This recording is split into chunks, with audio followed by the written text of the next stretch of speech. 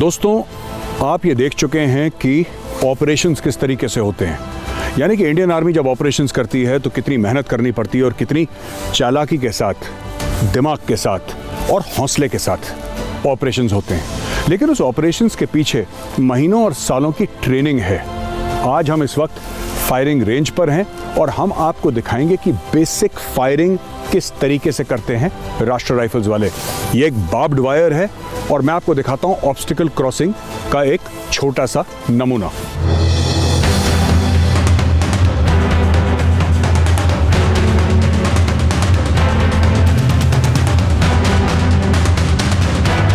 दोस्तों, ये क्रॉलिंग करके मैं बाहर आया हूं। मेरे दो साथी हैं यहाँ पे और मैं इन दो साथियों से बात करूंगा और दो साथियों से बात करके इनसे इनकी मन की बातें जानेंगे। ये लोग ट्रेनिंग किस तरीके से करते हैं, ट्रेनिंग की अहमियत क्या होती है और सबसे बड़ी बात, इनके घर वालों की बातें। इनके घर में कौन कौन है, क्योंकि फौजी जो आप देखते ना, दाढ़ी बड़ी हुई है, लंबे बाल हैं, राष्ट्रीय राइफल्स वाला, हर 2 दिन खबर आ रही है कुपवाड़ा में इतने मारे, हंडवाड़ा में इतने मारे। ये सब इंसान हैं, जीते जागते हाड़ मास के इंसान। इनकी भी भावनाएं हैं और आइए इनसे कुछ बातें करते हैं। दोस्त, आपका नाम क्या है? मेरा नाम नायक लतीश यादव। अच्छा, नायक लतीश, आप कहाँ के रहने वाले हैं? यूपी फिरोजाबाद। अच्छा, एक बात बताइए, ये जो आप यहाँ पे फायर प्रैक्टिस कर रहे हैं, हम फायरिंग रेंज में, क्या अहमियत है ट्रेनिंग की? ट्रेनिंग को कितना अहम मानते हैं आप? जितनी ट्रेनिंग हम हार्ड करेंगे उतनी ही हमारा मुद्दा हासिल होगा। जैसे कि हम किसी भी दुश्मन को बर्बाद करने के लिए या उसको अहम लेने के लिए जितनी मेहनत हमारी ट्रेनिंग में होगी उतना आसान होगा हमारे लिए। अच्छा दोस्त, एक बात बताइए, आप फिरोजाबाद के रहने वाले हैं, घर में कौन कौन है आपके? मेरा भाई, माँ बाप, फादर। हाँ, अच्छा, ये लोग हैं। उनको पता है आप कितना खतरनाक काम करते हैं? जी पता है सर। उनको पता है? घर में, परिवार में और कोई है फौज में? नहीं, फौज में तो नहीं है। अच्छा, मैं अकेला फौज में हूँ। अच्छा, लेकिन उनको पता है कि हमारा भाई, हमारा बेटा, हमारा दोस्त राष्ट्रीय राइफल्स में? जी सर। है ना? जी सर, पता है। चलिए, आप टीवी पे देखेंगे तो और जान जाएंगे कि आप क्या खतरनाक काम करते हैं। तो नायक लतीश, एक फायरिंग का नमूना हो जाए? बिल्कुल सर, चलिए।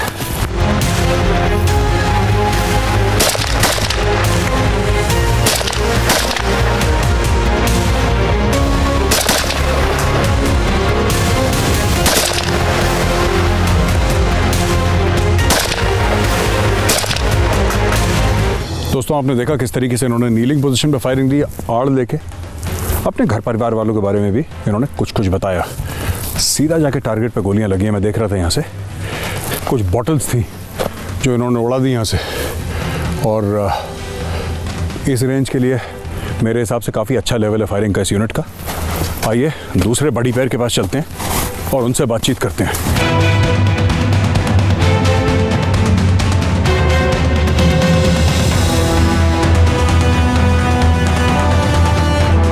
हाँ दोस्त, आपका क्या नाम है? मेरा नाम मनीष कुमार। अच्छा मनीष, आप कहाँ के रहने वाले हैं? मैं पंजाब रूपनगर सर। रूपनगर के हैं आप? हाँ। ठीक है। अच्छा, एक बात बताइए, ये जो आपने पोजीशन ली नीलिंग, ये आप इसको जो CGI शीट है, आप ये मान रहे हैं कि आड़ है आपकी? इसको आड़ मानते हुए हम इसके पीछे आड़ लेके बैठे हैं, फायर करने के लिए, दुश्मन को बर्बाद करने के लिए। अच्छा, अभी एक बात बताइए, कभी आपको ऐसा लगता है कि लाइव ऑपरेशन जब होते हैं, आपने लाइव ऑपरेशन में भी हिस्सा लिया ही होगा यहाँ पे, लेकिन लाइव ऑपरेशन में कभी आपको ऐसी आड़ मिलती है? लाइव ऑपरेशन में आड़ मिल भी जाती है और ख़ुद की आड़ भी हम उसी टाइम जैसा माहौल है उसी हिसाब से आड़ पकड़ते हैं। ज़मीन के हिसाब से आप आड़ पकड़ लेते हैं? कहीं पेड़ मिला, कहीं पत्थर मिला, कहीं कुछ बिल्डिंग का कोना मिल गया? बिल्डिंग का कोना, डेड ज़मीन मिली। डेड ज़मीन मिली, वो भी आड़ है? वो भी आड़ है। ठीक है, तो हम ये देखेंगे कि आप किस तरीके से और आपका बड़ी पैर किस तरीके से फायरिंग करता है। तैयार हैं आप साहब? ठीक है, फायर।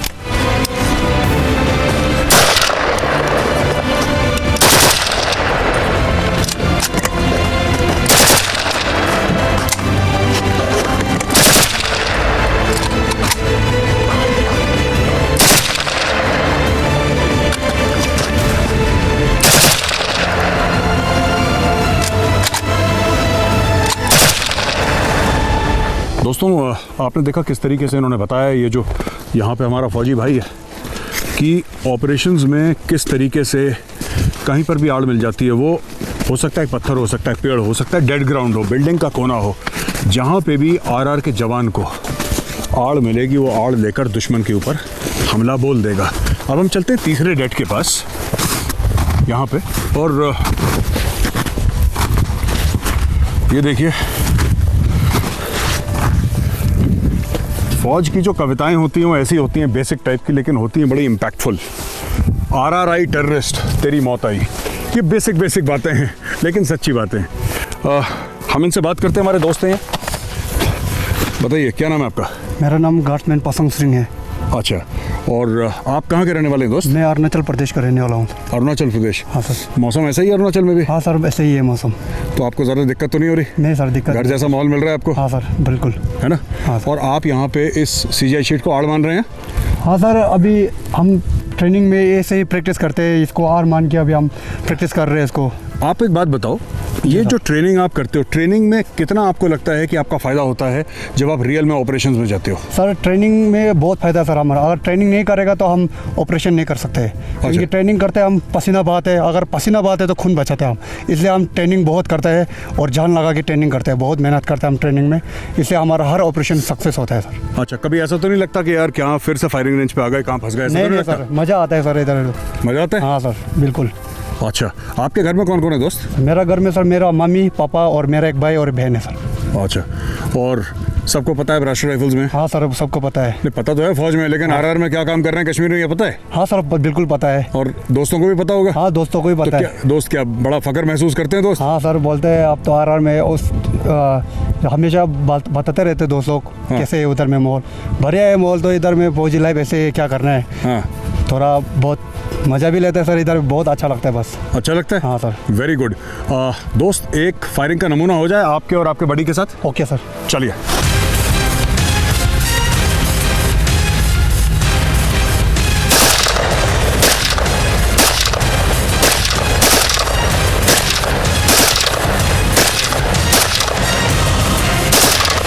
दोस्तों आपने देखा जिस तरीके से हम लोगों ने फायरिंग करी, और मैं भी देख रहा था असर क्या हो रहा है फायरिंग का, तो मैं थोड़ा सा सरप्राइज हुई। ये AK-47 जो है ना, ये बड़ा दुनिया का सबसे ज़्यादा बिकने वाला और इस्तेमाल करने जाने वाला हथियार है ये, और ये काफ़ी रिलायबल हथियार है।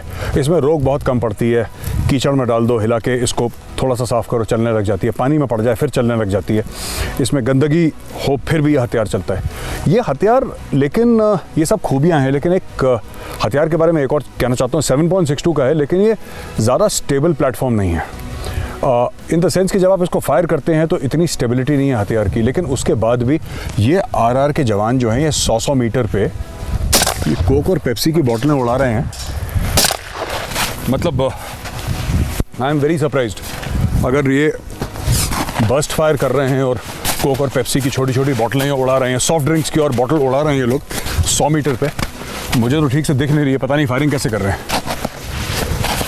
अब हम आते हैं यहाँ पे, हमारे और एक साथी हैं, और ये जो साथी हैं यहाँ पे, इनके पास है LMG यानी कि लाइट मशीन गन।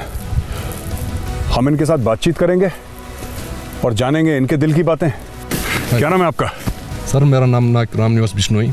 अच्छा, और आप कहाँ के रहने वाले हैं? मैं राजस्थान बीकानेर से बिलोंग करता हूँ। ओके, और रेगिस्तान से हाँ जी सर, बर्फ़ तक आ गए, हाँ जी, है ना? हाँ जी, चलो गुड। अच्छा, मैं आपसे ये पूछना चाहता हूँ दोस्त कि ये जो LMG है, हाँ जी, ये तो बिल्कुल जिसको कहते हैं कि एक समय में इतना ज़्यादा ये टारगेट पे इतने राउंड डाल देती है। हाँ। आप अगर LMG उठाते हैं तो आपको लगता है कि ऑपरेशन जब होते हैं, हाँ जी, तो ऑपरेशन के दौरान आपको लगता है कि दुश्मन इससे थोड़ा सा उसका दिल धड़कता होगा जब LMG फायर होती है तो? जब मैं फायर करता हूँ तो दुश्मन का दिल के दुश्मन को गिरा देता हूँ। अच्छा, हाँ जी, वेरी गुड। तो ऑपरेशन में कभी इस्तेमाल करने का मौका मिला? हाँ जी, कई बार? हाँ जी। अच्छा, और कारगर हथियार है? बिल्कुल एकदम कारगर हथियार है, जहाँ शीश लेंगे वहीं गोली लगेगी, टारगेट। अच्छा दोस्त एक बात बताओ, हाँ जी, आप घर में कितने लोग हैं आपके? घर में मदर फादर 3 ब्रदर है, 1 सिस्टर है, अच्छा, और फैमिली और 1 छोटी बच्ची है। अच्छा, और घर पिछली बार कब गए थे आप? मैं घर गया था पिछली बार अक्टूबर में। अच्छा, अक्टूबर से अभी तक नहीं गए आप? हाँ जी। ठीक है, तो घर वाले क्या कहते हैं जब उनको पता लगता है कि भाई हमारा जो पति है या फिर हमारा बेटा है, हमारा भाई है, दोस्त है, वो राष्ट्रीय राइफल्स में? घर महसूस करते हैं? घर वाले फख्र महसूस करते हैं कि मैं फौज में हूँ। अच्छा, और दोस्त यार दोस्त पूछते हैं क्या होता है यहाँ पे? यार दोस्त पूछते हैं क्या करते हो वहाँ, क्या रूटीन है तुम्हारा। हाँ। तो उनको बताते हैं कि यहाँ फौजी लाइफ बहुत आलीशान है, यहाँ फुल हम एंजॉयमेंट भी करते हैं, हार्ड वर्क भी करते हैं। हाँ। सब कुछ करते हैं। तो मस्ती और काम भी है। हाँ, उनको मोटिवेशन भी करता हूँ कि तुम भी फौज में आओ। अच्छा, तो दोस्त एक बार हो जाए हाँ जी। फायरिंग का नमूना ऑटोमेटिक पे। हाँ जी सर। चलो।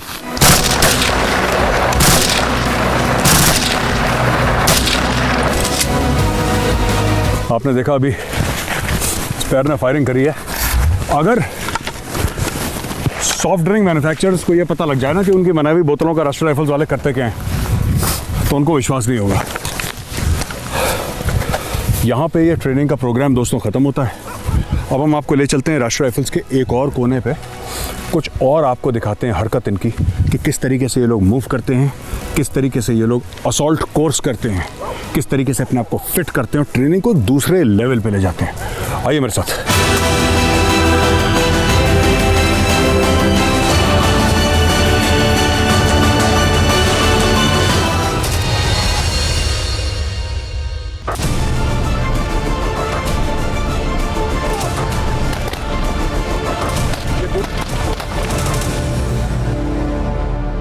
दोस्तों मेरे साथ हैं मेजर अंकित 21 बटालियन राष्ट्रीय राइफल्स के, और मेजर अंकित अभी आपको ले चलेंगे असॉल्ट कोर्स पे, जहाँ पे दिखाएंगे कि किस तरीके से 21 RR के जो जवान हैं वो असॉल्ट कोर्स करते हैं। ट्रेनिंग का एक बहुत अहम हिस्सा है, एक बहुत ज़रूरी हिस्सा है चुस्ती फुर्ती के लिए, फिजिकल फिटनेस के लिए, और किस तरीके से जो बाधाएँ, नेचुरल बाधाएँ आपके सामने आती हैं उनको किस तरीके से पार करना है।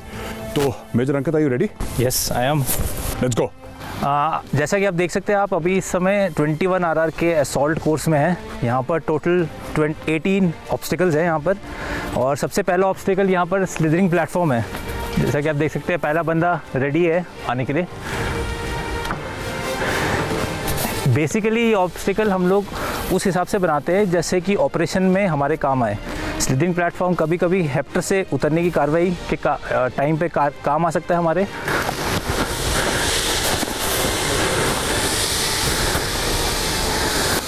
यहाँ पर जो आपको दिखा रहे हैं हम, एक कैट जो कि ऑपरेशन के टाइम में जब हेप्टर से डाउन होती है वो कैसे डिप्लॉय होती है।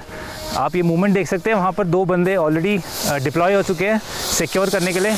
ये हमारा सेकंड ऑब्स्टिकल है। यहाँ पर हम डिनोट कर रहे हैं एक विंडो से, घर के अंदर विंडो से कैसे एक कैट निकलेगी अगर ऑपरेशन में काम आएगा। जब यहाँ पहला बडी पैर निकला है, ये इस ऑब्स्टिकल को सिक्योर कर रहे हैं अभी।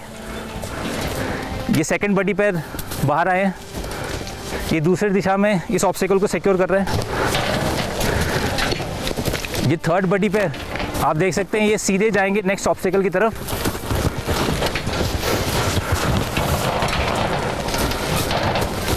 और ये लास्ट बडी पैर ये जाएगा नेक्स्ट ऑब्स्टिकल को क्रॉस करने के लिए। ये हम लोग अपने नेक्स्ट ऑब्स्टिकल में आए हैं। इसी ऑब्स्टिकल को कैट ने सिक्योर कर रखा है दूसरी तरफ से। अब आप देख सकते हैं पहले बडी पैर आ रहे हैं जो कि ऑब्स्टिकल इस तरफ से सिक्योर करेंगे क्रॉस करके। ये क्रॉलिंग जो है एक्चुअल ऑपरेशन में काम आने वाली चीज़ है। फायर के समय हमेशा हम खड़े होकर आड़ नहीं ले सकते, हमें क्रॉलिंग की भी ज़रूरत पड़ती है। तो ऐसे में इसकी ट्रेनिंग कराने के लिए ये ऑब्स्टिकल बनाया गया है यहाँ पर।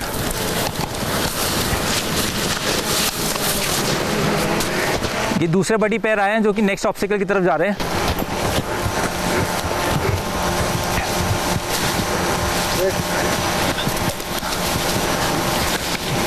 ये LMG डेट जो कि तीसरे नंबर पे आता है, इससे पहले ऑब्स्टिकल सिक्योर करते हैं, उसके बाद ही LMG डेट मूव करता है। और ये लास्ट बडी पैर ऑब्स्टिकल क्रॉस करने के लिए। अब ये ऑब्स्टिकल हमारा नेक्स्ट वाला है जिसमें हम 5.5 फीट से जंप की कार्रवाई दिखाएंगे। ये ऑपरेशन के टाइम में काफ़ी काम आने वाली चीज़ है। पूरे फुल बैटल गियर में हथियार के साथ 5.5 फीट से जंप करना।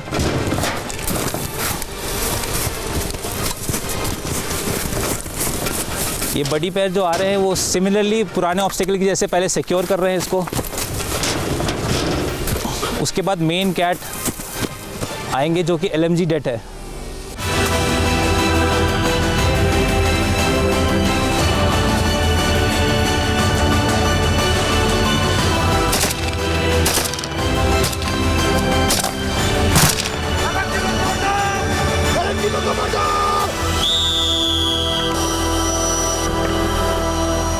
दोस्तों, आपने फायरिंग का नमूना देखा, आपने असॉल्ट कोर्स भी देखा, ऑब्स्टिकल क्रॉसिंग किस तरीके से करी जा सकती है। मैं आपको अंत में कुछ और इक्विपमेंट दिखाना चाहता हूं, क्योंकि आपको पता होना चाहिए। जब आप सुनते हैं ना कि हंडवाड़ा में 3 मार दिए, कुपवाड़ा में इतने मार दिए, श्रीनगर में ये एक्शन हो गया, इतने टेररिस्ट साफ हो गए, वो क्या क्या इस्तेमाल करते हैं हथियार, इक्विपमेंट, ये आपको पता होना चाहिए।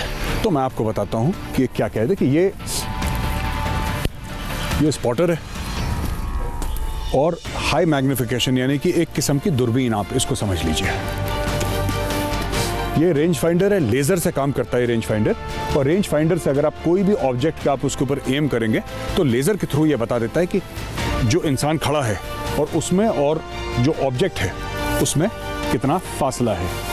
ये अलग अलग किस्म की चीज़ें, गाड़ियों का चेक करने का आपने देखा भी होगा, लेकिन जैसे ये हम गाड़ी के नीचे चेक करते हैं, कभी आपने देखा होगा, अक्सर ऑफिसेस के बाहर भी होता है, लेकिन ये अलग प्रकार का है, टॉर्चेस के साथ। और इसके आगे ये पॉइंट भी अगर फोकस्ड लेज़र बीम लगानी हो।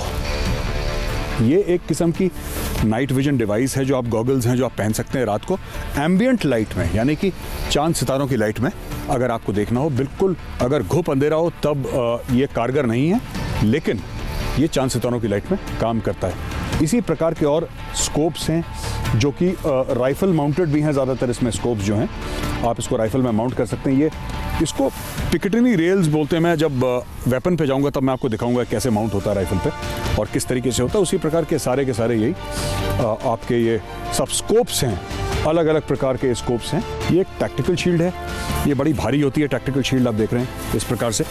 ये टैक्टिकल शील्ड आप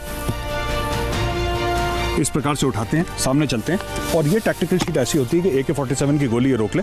ये बुलेट प्रूफ ग्लास है इसके आगे लगा हुआ। तो ये मीडियम मशीन गन है, पुराना हथियार है, बहुत ही ज़बरदस्त, बहुत ही कारगर हथियार है, अच्छा हथियार है। ये 7.62 की बेल्टेड एमुनेशन है। ये अगर आप देखें तो ये इस तरीके से लगती है यहाँ पे, और यहाँ पे ऐसे लग जाती है ये, और इसको यहाँ पे अगर आप लॉक कर देंगे ये बंद हो जाती है और ये लॉक हो गई। इसको बस कॉक करना है और ये वेपन अभी फायर के लिए तैयार है। ये पूरा कंटेनर के अंदर ही पूरी बेल्टेड एमुनेशन, पूरी बेल्ट पड़ी हुई, अगर आप देखेंगे इसको इस तरीके से पूरी इसकी बेल्ट पड़ी रहती है। ये देखिए,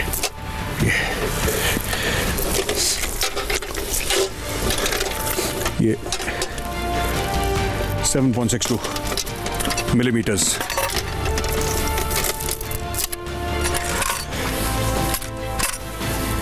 दोस्तों ये AGS है, हमारे टाइम पे इसको AGL कहते थे।